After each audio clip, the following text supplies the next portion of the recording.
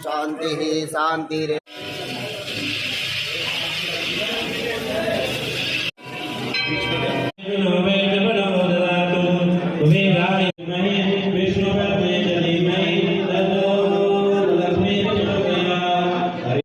माता रानी का आशीर्वाद है कि सारी भक्तों में अपने आप भक्त को इतने आशीर्वाद देती है कि भक्त जुड़े चले जाते हैं। और ऊपर से स्वामी जी का आशीर्वाद भी रहता है।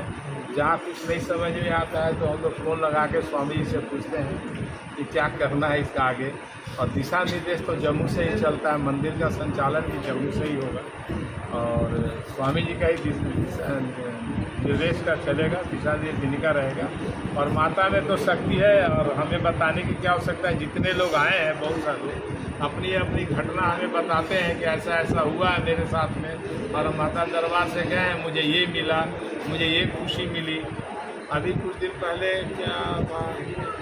क्या वो लड़की जा रही थी जो कुछ का हाँ वो बनी। आने का पहले बहुत श्रद्धा सुमन से पूजा अर्चना की। फिर एक साउथ की हीरोइन है वो आई थी माता से कुछ मांगने के लिए, एक पिक्चर मिला था। यहाँ से गई 5-6 पिक्चर में साइन की, तो खुशी से माता पिता के साथ आई। तो ये सब सुन के लगता है कि माता कितनी आशीर्वाद दे रही है और सब झारखंड वासियों को मिले।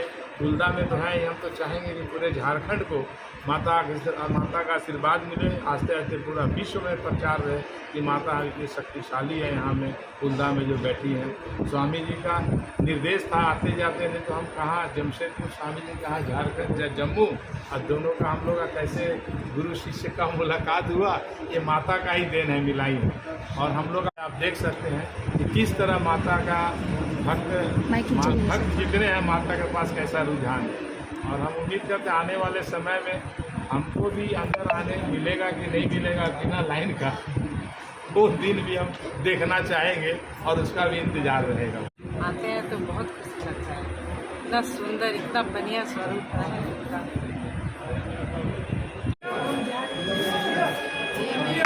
है वह सदा सर्वदा। और वैष्णो देवी आप देखते हैं कि अभी आज नवरात्रि में 10 दिन बचे हैं, तो वहाँ अभी 350 कारीगर पहुँचा है भगवती का श्रृंगार करने। और कम से कम 20 ट्रक देश से नहीं, खाली विदेशों से भी, और फल भी उसी तरह अनेक जगह से अनेक कलाकार उसकी सज्जा में लगते हैं। तो अभी ये मात्र 5 महीने हैं, उसको बने हुए 500 साल हो गए जब से उसकी खोज हुई। वो तो आदि स्थान है जब से खोज हुई, तो हम 5 साल तो दो, उसके बाद देखना यहाँ क्या रहे, शांति रहे और प्रदेश का विकास। इसी लक्ष्य को लेकर माता वैष्णो देवी धाम की ये पहली नवरात्रि है और हम माँ भगवती से यही प्रार्थना करके जा रहे हैं कि जो लक्ष्य रखा है उसकी पूर्ण प्राप्ति हो। और विशेष उत्सव नवरात्रि में हमने यहाँ रखा है इस बार, जो मंदिर में नियमित रूप से पूजाएं चल रही हैं वो होगा, वेदियों की स्थापना करके देवताओं का आवाहन किया जाएगा और जैसे इस क्षेत्र का पंडाल बना के मृणमयी यानी मिट्टी की मूर्ति स्थापित की जाती है, वो भी यहाँ की जाएगी। ये तो पूरे प्रदेश में होता ही है। इस बार यहाँ हम अतिरिक्त कार्य जो कर रहे हैं, पहली बार यहाँ जैसे लोग घरों में स्थापित करते हैं उसी तरह यहाँ भी कलश स्थापन किया जाएगा और उन कलशों की सज्जा भी देखने वाली होगी, यानी कि जितने भी व्यक्तियों का कलश यहाँ स्थापन होगा सब दृष्टिगोचर होंगे, सबके नाम उन पे लिखे हुए नजर आएंगे। ये नहीं कि एक दिख रहा है और एक नहीं, एक के पीछे एक नहीं होगा। और काशी से वैदिक ब्राह्मण आ रहे हैं, उनके द्वारा शास्त्रीय विधि से उन कलशों की पूजा की जाएगी। 9 दिन पूरे वैदिक मंत्रों के द्वारा उन कलशों का आराधन किया जाएगा और 9वें दिन वही कलश जिन जिन ने यहाँ स्थापन कराया है उनको वो प्रसाद रूप में दे दी जाए। उस कलश के ऊपर जो नारियल है उसको ले जाके लोगों ने अपने घर के सदस्यों में प्रसाद के रूप में बांट दिया और जो कलश के अंदर जल है वो क्योंकि वैदिक मंत्रों से अभिमंत्रित है तो उसको घर के कोने कोने में आप लोगों ने छिड़कना है। आपके घर में रोग नहीं रहेगा, बीमारी नहीं रहेगी और समृद्धि आएगी। ये पहली बार यहाँ के लोगों को अवसर मिल रहा है। अधिक से अधिक लोग यहाँ कार्यकारिणी से संपर्क करके और नवरात्रि से 1 दिन पहले तक अपना नाम जो कलश स्थापन कराना चाहें लिखवा सकते हैं। पूरी उसकी विधि और कब कब आपको आना है वो सूचना आपको दे दी जाएगी। के अनुसार पुष्पांजलि की जाती है तो वो भी प्रतिदिन का जो मुहूर्त है यहाँ प्रतिदिन घोषणा हो जाएगी। कल प्रातःकाल पुष्पांजलि कितने बजे होगी, जो लोग उसमें सम्मिलित होना चाहें वो भी हो सकते हैं। और नवरात्रि में जयंती लगाने का विशेष महत्व है और हमारी नवरात्रि में पूजा कैसी हुई और उसका फल कैसा होगा ये हम जयंती को देख के ही अनुमान लगा सकते हैं। अगर जयंती पीले रंग की होती है तो आप ये समझ लीजिए कि आपके घर में कोई ना कोई बीमारी या रोग आने वाला है।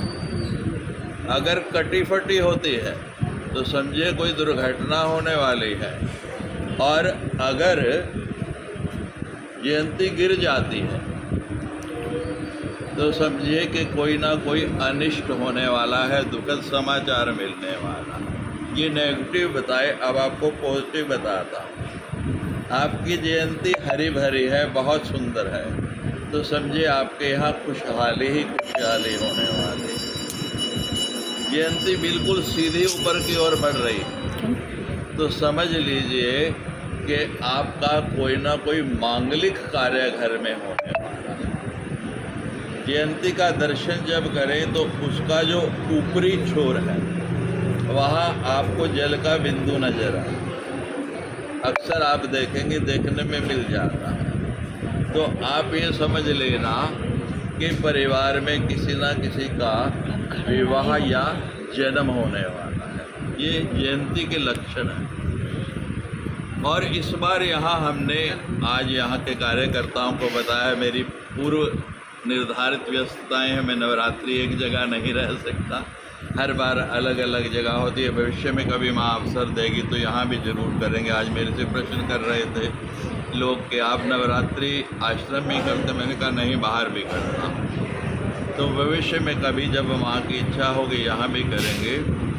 आप देखते होंगे कि हर साल क्रिसमस पे वो क्रिसमस ट्री बनाते हैं, बिल्कुल वैसा ही स्वरूप यहाँ जो जयंती लगाई जा रही है माँ भगवती के प्रांगण में बाहर, तो दोनों तरफ आपको वैसा ही स्वरूप उसका नज़र आएगा जो जयंती होगी। यानी वो हम नकली क्रिसमस ट्री या पिरामिड नहीं बनाएंगे, वो बिल्कुल जयंती से बना हुआ आपको नज़र आएगा। मंदिर के दोनों ओर स्वास्तिक और छोटे ही नहीं 9-9 फुट के और उनमें भी जयंती लगी हुई आए जाते हैं। नवरात्रि में प्रतिदिन नया श्रृंगार आपको यहाँ देखने को मिलेगा और एक विचित्र छटा हो। और हम प्रयास करेंगे, आप लोगों की भावना रही, आपकी इच्छा रही तो आप टीवी के माध्यम से हर बार वैष्णो देवी की सज्जा देखते हैं। भविष्य में कभी ना कभी वो भी अवसर आएगा कि पूरा उसी तरह होगा, लेकिन इस बार हम कुछ फल लगा के यहाँ सामने उसी तरह वो फल, और अंतिम दिन यानी नवमी वाले दिन वो फल भी आपको प्रसाद के रूप में मिलेंगे। यानी पूरा वैष्णो देवी वाला ही अनुभव यहाँ आपको होने वाला है। और माँ भगवती की ये प्रथम नवरात्रि है, इसका महत्व इसलिए भी बढ़ जाता है। आप अधिक से अधिक संख्या में प्रतिदिन आइए। और आप देख रहे हैं, मैं जब से आया हूँ आज चौथा दिन है, रोज़ कोई ना कोई भजन मंडली आ रही है। नवरात्रि में उनकी व्यस्तताएँ रहती हैं, लेकिन हम चाहेंगे कि प्रतिदिन उनमें से भी कोई ना कोई जितना भी समय मिले, जरूरी नहीं रात में, दिन में, सुबह जब भी मिले तो यहाँ आकर अपने हाजिरी लगवाएं। और ये चिंता नहीं करना मुझे लय में गाना नहीं आता, ताल में गाना नहीं आता। स्वयं जब अवसर मिले आए और भाव से कुछ ना कुछ माँ को जरूर सुनाए। 2-4 लाइनें सभी को याद होंगी, और नहीं भगवती का प्रसिद्ध भजन है और किसी को आता हो या ना आता हो, वो सबको आता है। दिलो बुलावा आया है, और यहाँ तो विपरीत हो गए, यहाँ बुलावा आया नहीं, लोगों ने बुलाया और माँ यहाँ आ गई। आज हम गए थे इनके कार्यालय में भी, एडीएम साहब के, और वहाँ डीसी मैडम से भी बात हुई और उनको भी हमने कहा है कि आपका सहयोग मिला तो आने वाले समय में ये इस प्रदेश का बहुत ही विकसित पर्यटन स्थल बन जाएगा। माँ की कृपा रही तो निश्चित रूप से ये स्थान बहुत विकास करेगा। और जो प्रारंभिक आने वाले होते हैं, सहयोग देने वाले होते हैं, यानी फाउंडेशन जो है, उसको गर्व होता है कि मैं भी इसकी नींव का पत्थर रहा हूँ। और आज ये एक समय ऐसा आएगा कि आपको अंदर आने के लिए भी लाइन में लगना पड़े, लेकिन ये संतुष्टि तो होगी ना कि सबसे पहले तो आने वालों में हम ही थे। और बहुत दिव्य नवरात्रि का ये कार्यक्रम यहाँ आके आप देखें, उसका आनंद लें, उसके भागी बने। और ये कलश वाली योजना